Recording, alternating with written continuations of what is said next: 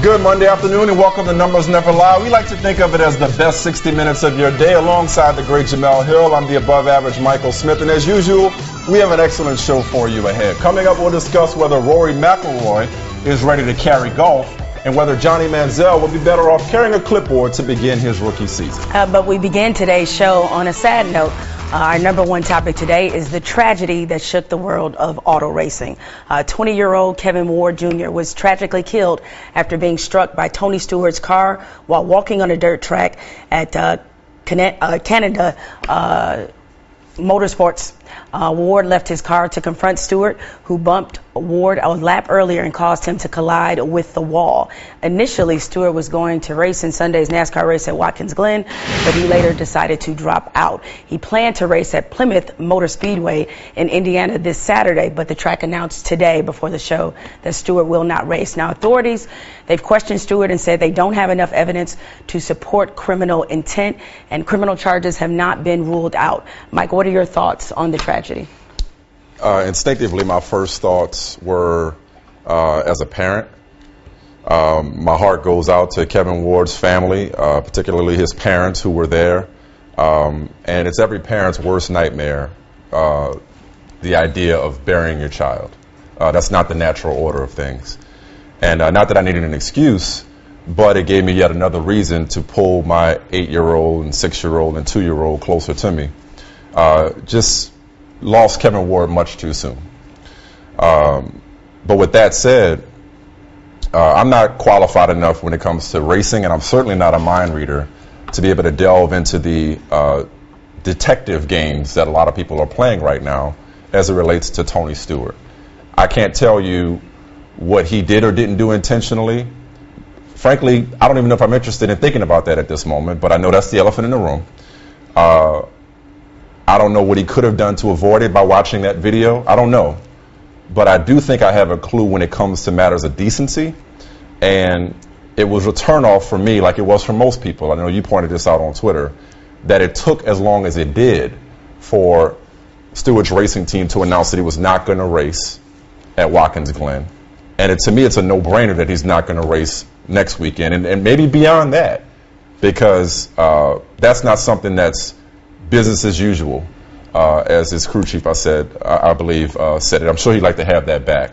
But just a tragedy all the way around, and it's just really hard to get past the fact that this was a 20-year-old child. It's a 20-year-old child. Between that, look, children unfortunately die every minute of every day. But between that and, on an unrelated note, the Michael Brown situation in St. Louis this weekend, there's a lot of news about kids leaving too soon. Yeah, and for me, you mentioned the personal connection of being a father of young kids, and you're right. I mean, I can't even imagine what it must have been like for Kevin Ward Jr.'s parents to be there and to witness that. And unfortunately, because of today's age of everybody having camera phones with video, we've seen the full video of that, and that's something that I'm sure, obviously, they can never get over. For me, my immediate thoughts beyond just feeling and praying for the family, it brought me back to a personal incident I experienced some years ago.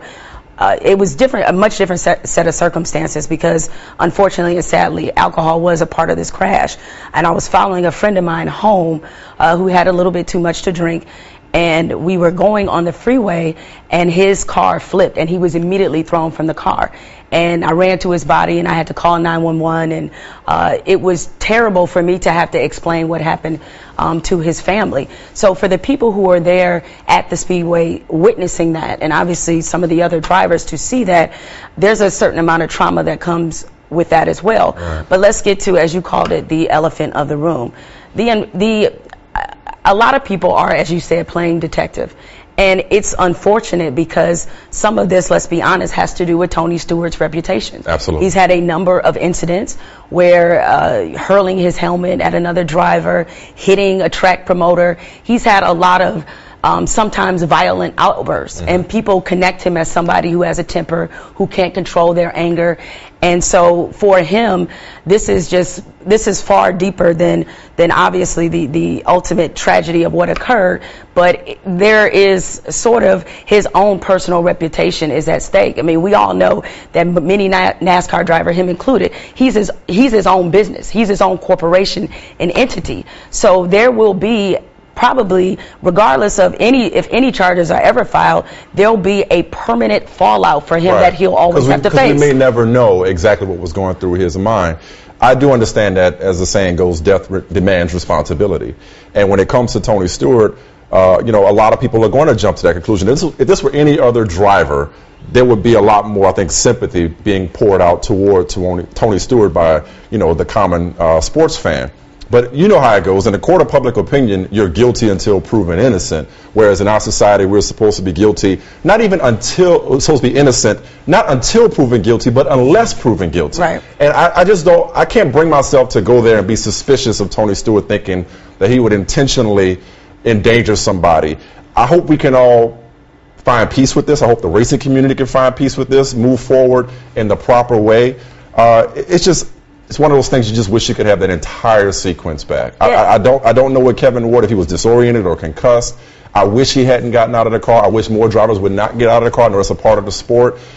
He certainly did not deserve to leave this planet. His parents don't deserve this. Nobody deserves this. Well, and that will be kind of an issue that's already been raised going forward. Not just leaving vehicles, but the confrontations with other drivers have become, much like in hockey, something acceptable. Like the fight is acceptable in hockey, and in this sport, it's acceptable for other drivers to confront one another.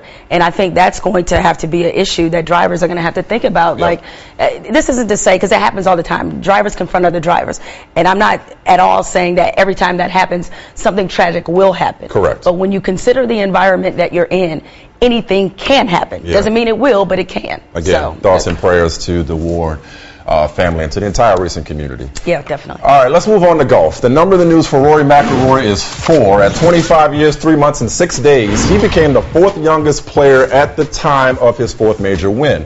Now, Rory's combined 62 under par over his 4 major victories is the lowest cumulative score to par through a player's first 4 major wins. And he's the first to win 3 consecutive starts on the PGA Tour since Tiger took 5 straight in 07-08. Speaking of Tiger, he, of course, missed the cut. I, for one, didn't miss Tiger this weekend. I think Rory is quite capable of carrying the sport we call golf. He can carry it right now, the way it's constructed, and certainly if you have a PGA championship where you have 3 players all with a share of the lead, coming down the home stretch, that's the ideal circumstances. But can he ever carry it the way Tiger Woods did? And the answer is no. I mean, as much as I'm happy for his success, and I'm happy that he's brought a level of relevancy back to golf, because I think for a long time it was a one-man tour. And now you have a dominant young player with some personality emerging and giving the sport a new look. But Tiger Woods this wasn't just a dominant golfer. This was a phenomenon. He was bringing in, obviously, because he's someone of color, he was bringing in a lot of people who had not been watching golf previously. Okay. And therefore, why are you smirking? No, I'm smiling because I'm sorry. I'm just going to go out on a limb here and predict that Rory McIlroy will never be black. I don't think he can ever. Sure? I don't think he can change that. That's not going to happen? I don't think he can change that, okay? And if we're sitting around waiting for the next dominant African-American golfer to come through, we might be waiting for a little while. I hate to be a pessimist and we might be waiting. So you're right. He can never carry golf the way that Tiger could or did. Nobody can. Nobody will. It doesn't mean he can't carry it in a different way, in his own way, with help. You talked about it being a one-man tour. It was Tiger and everybody else, Phil, from time to time. We got Phil in the mix. We got Ricky Fowler in the mix. We got Bubba Watson in the mix typically. He has players on tour who can challenge him. What golf needs more than anything is a hunted, and that's what Rory is now. People just want greatness. They want drama. Maybe every major final round doesn't go down the way that the last round of the PGA did. That's okay. If you got a guy that Jack Nicklaus is talking about, he could possibly win 15 to 20 majors. You got Graham McDowell saying he can win as many as he wants. That's what golf needs, a superstar, and that's what he is. I think we are well past the time we can stop discussing Rory McIlroy's greatness within the context of Tiger Woods. Well, he's just that good. Tiger's yesterday's news, Jemele. Oh, no. Rory is the now, and he's next. That's definitely true. He's yesterday's news. Get with it. And golf, Get over it. I'm with it. And golf is over Tiger Woods in many respects. However, I think we have a little bit too quick of a memory. All right, we like to forget. Okay, nobody's forgetting. I'm not saying that that Rory doesn't deserve the spotlight to himself, but when we start making these comparisons about how Rory is playing at his age versus Tiger, there is no comparison. No, that's not the conversation. It doesn't have to be a comparison to Tiger to appreciate what he's doing right now. He can carry the sport because he, by himself, is a guy that you have to tune in to see for different reasons than you tuned in to see Tiger. But that's a personal choice. Right. I don't know what else he can do other than dominate the sport and keep winning majors. No, everybody's attracted. You're going to be attracted to greatness. Dominance is definitely attracts people, but he'll still be seen in that vein, and it's okay because Tiger still has 14. So speaking of 14, I'm sorry. Go ahead. Oh yeah. And so if he's along that same track as Tiger, there will be natural comparisons, which is fine. I think he can survive that. I asked this question. I don't think you were here before this fourth major that Rory just won. At this point, better bet to match Jack's 18. Rory at 4 or Tiger at 14? Give me Rory. That's a rhetorical question. I would take Rory's chances better than... That's not a rhetorical question. Huh? That's not a rhetorical question. No, I asked it rhetorically. Oh, okay. Like there wasn't an alternate answer. Because I gave you the answer. Okay. You going with Tiger?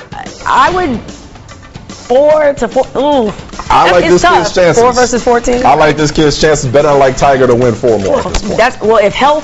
If Tiger's healthy. Don't qualify it. Can Rory McIlroy carry golf? The numbers say yes, but not to the extent that Tiger did. Hello? I know. So how am I in a red box then? Anyway, go ahead. Well, yesterday's broadcast was the highest rated PGA Championship final round since '09 when Tiger finished second. But even so, yesterday's ratings were still 20% lower than the last time Tiger won a major back in 2008. So you probably should be green. Probably should be green, but I'll take it. We both can. I'll take it. All right, some football. The number in the news for Jerry Jones is 5. Suggested photos of Jerry Jones and 2 women taken 5 years ago surfaced last week on the internet, and since then the Cowboys owner has largely, strangely, gone out of his way to avoid the media. Exactly. But on Saturday, Jones finally explained the photos, sort of. Someone has misrepresented photos taken at a restaurant 5 years ago for their own purposes, and so I'm just not going to comment on it. To see here, seems to me, doesn't Jerry Jones owe Cowboy fans a better and further explanation than that? Absolutely. If he says that these photos are being misrepresented, then great.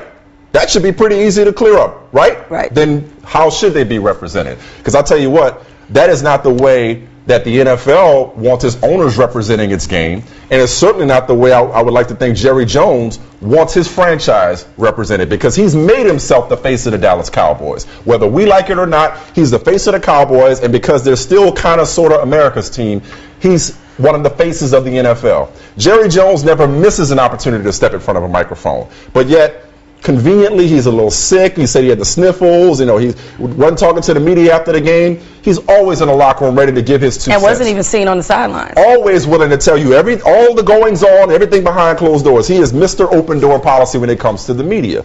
So you get caught, even if it's 5 years ago, with some, for an owner, inappropriate pictures. I mean, imagine if it was one of his players. You know, I think Cowboys fans, given his track record of always willing to speak, whether he's asked the question or not, I think Cowboys fans and NFL fans, I think everybody deserves more of an explanation as to what exactly this is, because he is an owner, and as we often talk about, he is held to a higher standard. Yeah, he is held to a higher standard, and so that's why I think he needs to take every opportunity to address it and address it correctly. If there is some part of this story that we don't know, I mean, I know there have been some reports out there that it involved maybe potential blackmail or other things we don't understand. Then just say that. Then just say that. And now he's left everybody even more room to speculate. And on top of that, I think he has unintentionally made himself look, quote unquote, guilty, if you will, because when people say, oh, I'm ready to explain when the time is right. Or in his case, as he said, these were misrepresentative, and then they never come back to that. That leads me, as somebody outside looking in, thinking, well, there's a grain of truth to what I've seen here. And I think, this was always one of the issues and criticisms of Jerry Jones in general, is that he wanted to be so much like one of the players that he wanted to socialize as if he were a professional athlete. And when you're an owner and the standard is higher, you just simply cannot be caught in situations like this. And I just think from a media standpoint, if there was a player, as you said, caught in this situation, imagine the things that people would be saying about that person right now. Right. Imagine the type of stereotypes that they would try to perpetuate as it relates to professional athletes. Again, I'm not sitting here judging what Jerry Jones does in his personal life or his free time. But when you unfortunately get caught on camera, however they're being represented, whether they're being misrepresented or not, it's out there, and you are always out there. So therefore, I think you owe it to your fan base to not just try to brush it aside and say, I don't really want to comment on that. Well, when have you ever avoided comment about anything? Well, and not only that, I mean, I think they've told us this here at ESPN all the time. As soon as basically we wake up, we represent ESPN. And as an NFL owner, he's always carrying that shield, whether he's in his private time, public time, or not. It doesn't matter. And so you have to always hold yourself to that standard. And, the early reports is that we're going to acquire, Kevin Love. And obviously we can't really get too far into it because of the league rules and things of that nature. We don't know for sure. And, I'm not getting my hopes too high on it right now because I don't know what could happen from now to the 20, what is it? You know it better than me. Yeah, the 23rd. So at the 23rd mark, if he comes aboard and he signs, and I can tell you I'm gonna be very excited. Is that worthy of a tampering fine? Nope. The number, de facto GM. The number of the news for the Cleveland Cavaliers is 65. 538.com. Nate Silver, he projects the Cavaliers to win 65 games next season, now that Cleveland will eventually acquire Kevin Love from Minnesota. And according to Silver, teams that win 65 games win the NBA title 60% of the time. 60% of the time, it works every time, right? So what do we need an NBA season for, Mike? Let's just go ahead and give the Cavs the Larry O'Brien trophy. I told you cancel Christmas. All right, look, I know Kevin Love is a big piece for the Cavs, but seriously, I think the expectations have gotten a little bit too high. How you figure? We're talking about the best player in the game in LeBron James, right? Yep. At the height of his powers. Check. We're talking about a point guard, unlike any point guard either LeBron or Kevin Love has played with in his respective careers, correct? Mm-hmm. Last but not least, we're talking about a power forward in Kevin Love that, for the people such as you who think he's overrated, you completely underrate and understate the mismanagement that he had to endure in Minnesota. Look, I know they can't guard anybody to save their life. Right. I get that. Okay. The defensive end of the court, that might be a little bit of a question. You think? But you have a hard time outscoring this group. Let's just put it that way. They might be one of the best passing teams, and for that matter, defensive rebounding teams, all jokes aside, in the NBA immediately. Well, look, we know what they can do, what kind of talent, and especially, look, again, to clear up for the last time, I just wasn't willing to make him top 5. Top 10? Yes, he's a top 10 player, cool. okay? Okay. On the rise. Truth. Are we okay? We okay? Kyrie Irving, another guy who has not proven anything in the postseason level. You know as well. You're not sold on him anyway, are you? Well, the defense, I think, speaks the story, and the fact that he's got to learn how to, I don't know, pass. That might be it. 6.1 assists last year. Yeah, I know, but he did an awful lot of pounding the rock himself and not necessarily setting up his teammates. I think the potential is there, but to automatically hand them a 65-win season, I think that's saying a lot. Look, when D-Wade, Chris Bosh, and LeBron got together in Miami, do we forget that they struggled? All right? They struggled, and they were more accomplished in many regards than the players that LeBron is coming to with this team. By struggle, you mean lost in the finals? Yes. So I'm saying that team, they struggled out the gate. What? They started off 9-8, right? With a team with very little postseason experience, you're just going to automatically rush and put them in the finals. And oh, by the way, this team in Chicago, they're pretty good. They might want to remember that they're there, and not to mention my upstart Washington Wizards. You still on them, huh? I still am. But look, I'm just saying it's a little too soon. Let's wait and see. That's not the business we're in. I know. You know the only guys in the last 30 years to have multiple seasons of 26 and 12? Shaq and Kevin Love. Really? You know the only guys to change teams in the offseason, the season after averaging 26 and 12? Kareem and Moses Malone, and now Kevin Love. You know what they all did? They went to the playoffs. Our expectations too high for the Cavs. The numbers say yes because Nate Silver's projection seems a bit too optimistic. In order for the Cavs to win 65 games, he is forecasting the combination of LeBron, Love, and Varejao to account for 45 wins. But that will require a career year out of each player. Kevin Love had a career year. That trio was only responsible for 36 win shares last season, which suggests a 56 win projection might be more reasonable. All right, so you're right. Take it down a notch. You got it. Meanwhile, the numbers in the news for Johnny Manziel are 7 for 11. In his preseason debut Saturday night, Manziel went 7 for 11, and his competition with Brian Hoyer is, wait for it, wide open. See what I did there? Yeah, I see. Head coach Mike Pettin denied reports that Manziel had pulled ahead of Hoyer and hasn't announced a starter for Cleveland's second preseason game a week from today. Manziel will get more work with the first team this week. Pettin plans to have a regular season starter set before the third preseason game, August 23rd, but he says he's not married to that timetable. Now, for better or worse, Manziel is the Browns quarterback of the future. Based on what we saw on Saturday, the future's now, Jamel. My man is ready to handle being the starter week 1 against Pittsburgh, or are you one of those people who thinks it's too risky to throw him to the Wolves? I think it's a little too risky right now. But let me ask you this. Based off what you saw, do you think he took the job from Brian Hoyer? Because maybe I'm missing something because I didn't see that. I think it's close enough. And if it's close enough, you play the younger guy, you play the quarterback of the future, you let him take his lumps. See, people want it to be too perfect. People want to figure out the right time to play a rookie quarterback. And whenever he plays, whether it's week 1 or week 11, you know what he's going to look like? A rookie. You know what he's going to do? Make mistakes. Whenever he plays. To me, it's close enough to justify playing Manziel from the start, even against Pittsburgh, and letting him grow. People forget that Troy Aikman didn't win a start his rookie year. Steve Walsh won that only game in, I think it was 89. People forget that John Elway lined up under the right guard as a rookie in Denver. He turned out okay. I don't worry about Johnny Manziel losing his confidence. And the thing I like most about the other night, he did not look like a deer in headlights. Mike Patton said that he's feeling the rush as opposed to seeing the rush. His eyes are for the most part downfield, and that's what you want to see out of a young quarterback. He's ready. Give him the job. Oh, I don't think it's well, A, you can't really say that because camp isn't over with yet.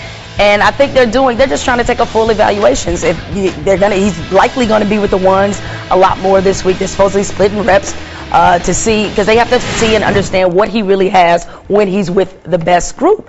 But I don't think it's any harm. Like, I think because of the sudden success of Andrew Luck in terms of his comfort and fit into the league, obviously Russell Wilson, that we have it in our minds that everybody's got to start out the gate right away. No. Otherwise, this is somehow a failed experiment. There's nothing wrong with making sure he's as ready as possible. But that may not be week 1. But that's never going to truly be the case. I mean, okay, why? Oh, you can't put him in bubble wrap and be afraid, like, oh my goodness, he'll go out against Pittsburgh and Dick LeBeau, and eventually he's got to play Pittsburgh. If the Cleveland Browns were afraid of Johnny Manziel facing Pittsburgh, Baltimore, and Cincinnati, they never should have drafted him in the first place. Eventually he's going to have to go out there and get lit up. Now, self-preservation is the first law of nature. So you saw him slide and get out of bounds, right? I did. You'll learn quickly to get rid of that ball or protect yourself. Take a couple shots too, and so it's only like one. It was one in the pocket, which okay, that's going to happen. Exactly. The other one was when it was a design run and they didn't block it well. He's going to get hit. Otherwise, he shouldn't be playing the sport. I think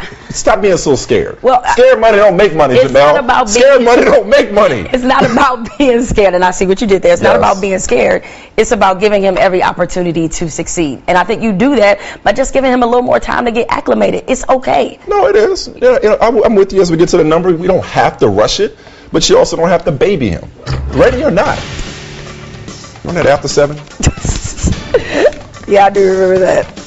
I used to that jam go hard. Don't say it. We have to pay for it. Out of your salary.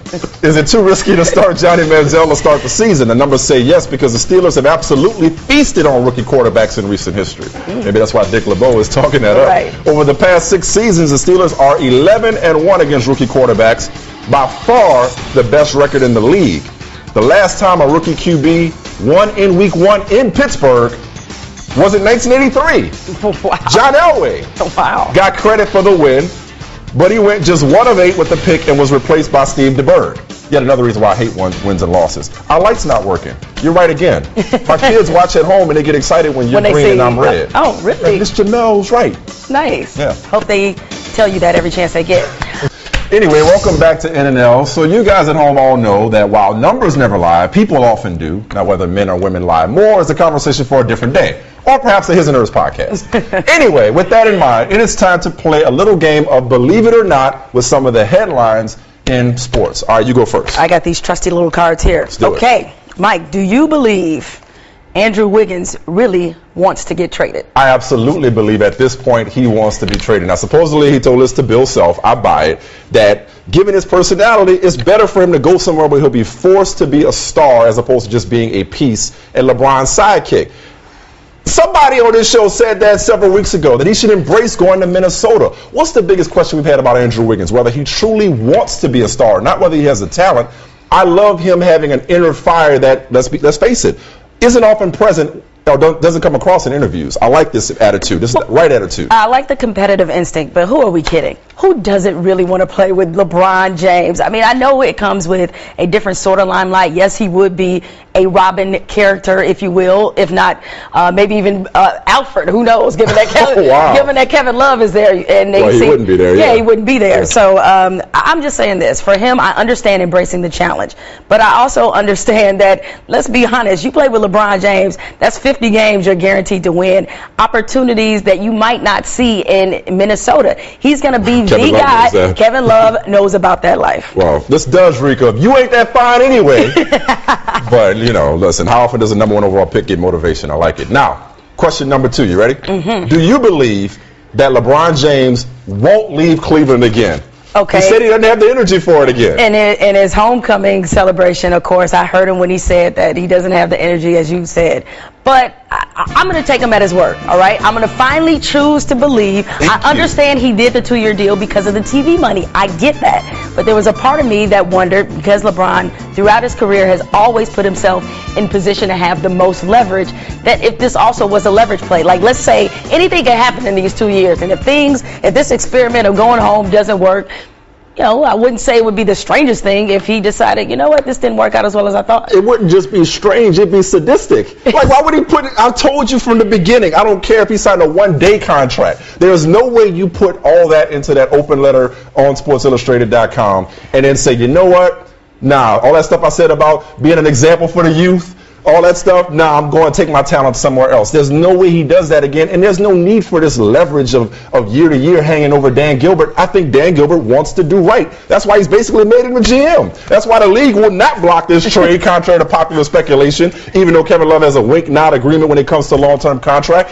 That's why LeBron can sit up there and talk about another player publicly, because everybody wants to see this work this time. I hear you. Okay, do you believe, Mike, that the Heat will be championship contenders next season? What kind of championship are we talking about? Are we talking about Eastern Conference Championship or NBA Championship? Maybe they make the Eastern Conference Final. I like this team. But Pat Riley sending out a video to Heat fans saying, you know, we won't accept anything less, so we expect to be a championship contender, and I'm super excited. I don't know if he's trying to convince himself or us. Because you're not going to tell me they're in better position to contend, even in a wide open East, without the best player. I like his bravado, but I like the Heat a lot better when they're the chip on their shoulder, underdog, write them off, not this team that Pat Riley is acting like, you know, they about to throw another pep rally.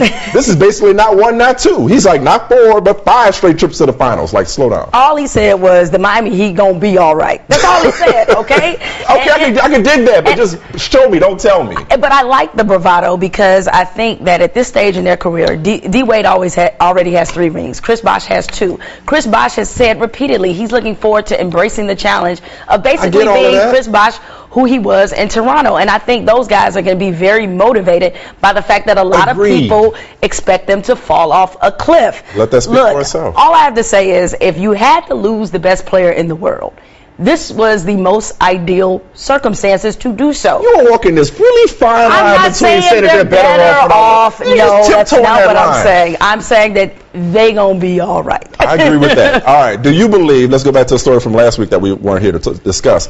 Do you believe that Kevin Durant withdrew from Team USA just because he didn't have the energy, as he said? No, I don't believe that. I think this was a combination effect of Paul George's injury, also the reported Under Armour deal that he's going to sign with them for over $300 million with equity in the company. This was about both of those, and it kind of rubbed me the wrong way that he pulled out of participating in this international event, just because when guys commit to Team USA now, especially given Jerry Colangelo's structure and how the U.S. has returned to basketball prominence, you know the commitment you're giving.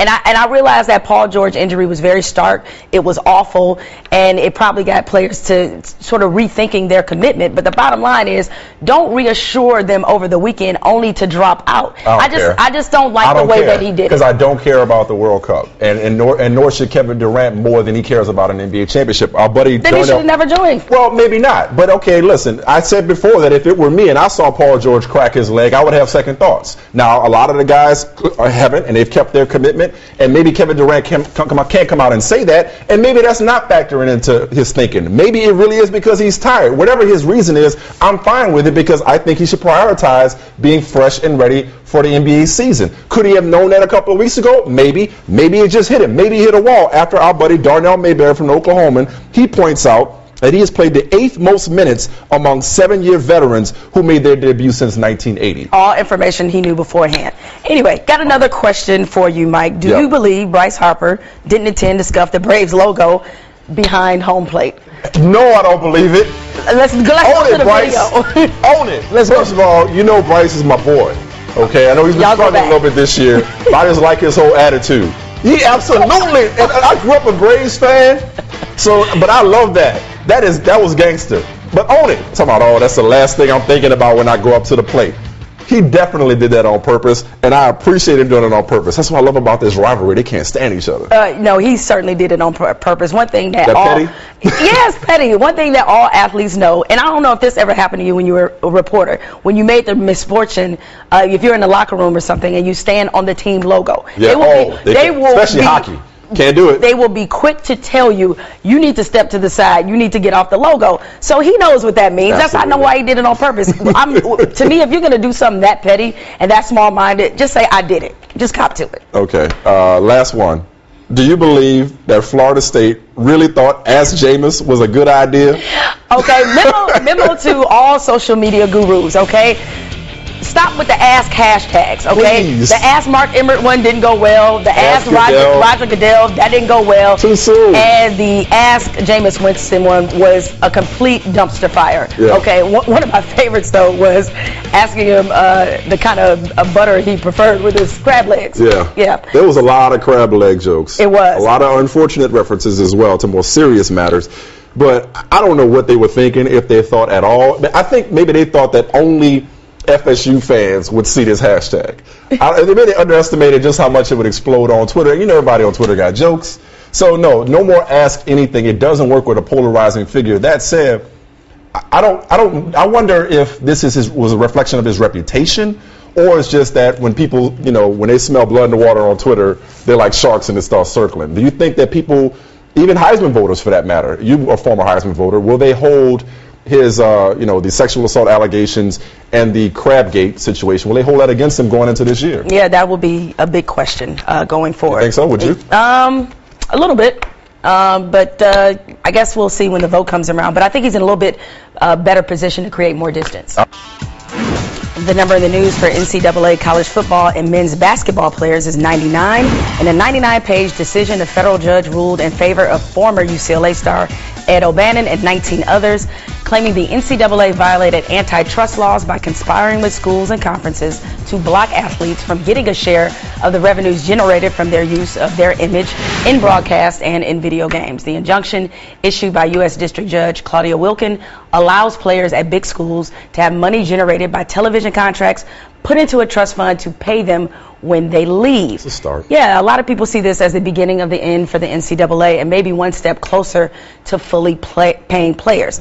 Let me say clearly, I am on board with players being paid. They deserve, obviously, some of the revenue, given the billions that college football and basketball are making.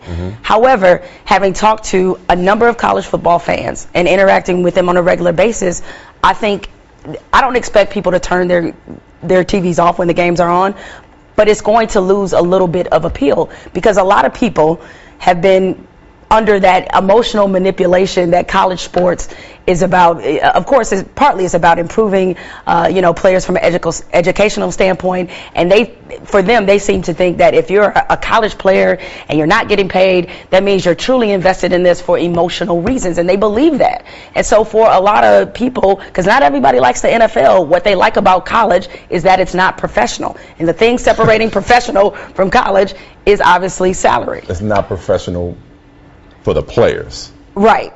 For everybody else, though, it's okay. It's definitely okay. Nick Saban and them, John Calipari, they could get their $7-8 million or what have you.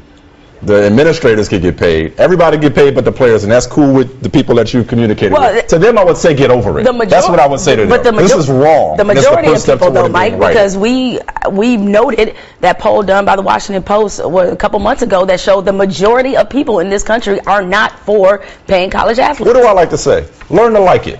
They'll learn to deal with it. You know what people really like, Jemele? High-level football. And the second highest level of football in this country is college football. So the people who have their head in the sand and think that there aren't some players getting money some kind of way, or they want to live this delusional fantasy, they've been watching too many movies. They watch Rudy too much. They think it's all about, the university representing your school. Yeah, there's something to be said for it. There's a lot to be said for that.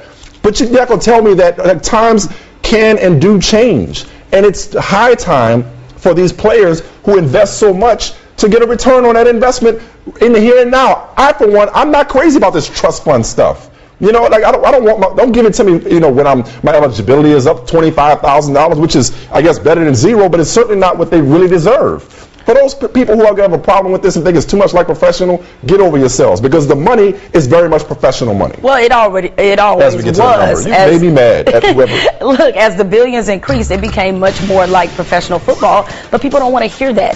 It is all about the fantasy and the delusion of thinking somebody is not getting paid and therefore they somehow love the sport more. I don't know why. Are you going to love your Spartans less? No, okay, so you went to the school, you still going to ride with them, right? I'm good. Whether they're paying them or not, you still going to ride with them. We're in the minority, apparently. Well, I didn't have as you like to point out, I didn't have a big-time college program, so that's irrelevant as far as I'm concerned. Will paying players cost college sports fans appeal for their sports? The numbers say no, because according to a recent study conducted by ESPN, 92% of college football fans are also fans of the NFL, meaning the great majority of college football fans just like football. There's an echo in here. Only a small 8% might be turned off by players getting paid. No, they won't. What else are they going to do on their Saturdays? Go to Bed Bath & Beyond? Home Depot? That sounds like married people's problems. I don't know. I don't know if we have time. Okay, I'll do one. It's time for some numbers you need to know, Jemele. And the number you need to know for Taiwan is 7,712. That's how far Taiwan is from Cleveland. But that didn't stop the Taiwanese animators from giving this gift to the world. This is awesome on so many levels. It is. The Taiwanese animation treatment has Wait, did Andrew Wiggins just get up out of here? He just kind of left, and then that's the tray going down. That's the tray going down. That's Andrew Wiggins. Is that Wiggins? Yeah, that's Wiggins.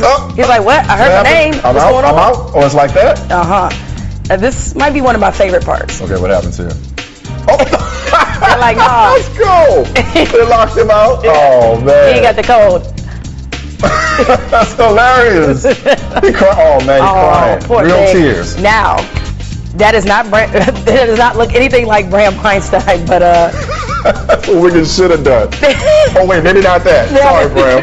No. That was fantastic. I gotta watch the whole thing. All right, the number you need to know for Monet Davis is 18. Davis will become the 18th girl to play in the Little League World Series after she tossed a complete game shutout against Delaware, giving her team from Philly a bid to Williamsport. That's awesome. This is a tremendous story. That must get close to home for you. Shotgun was your name? Shotgun. That's what they called me. I couldn't pitch like her, but I definitely understand having a strong arm. But nevertheless, this is a great story.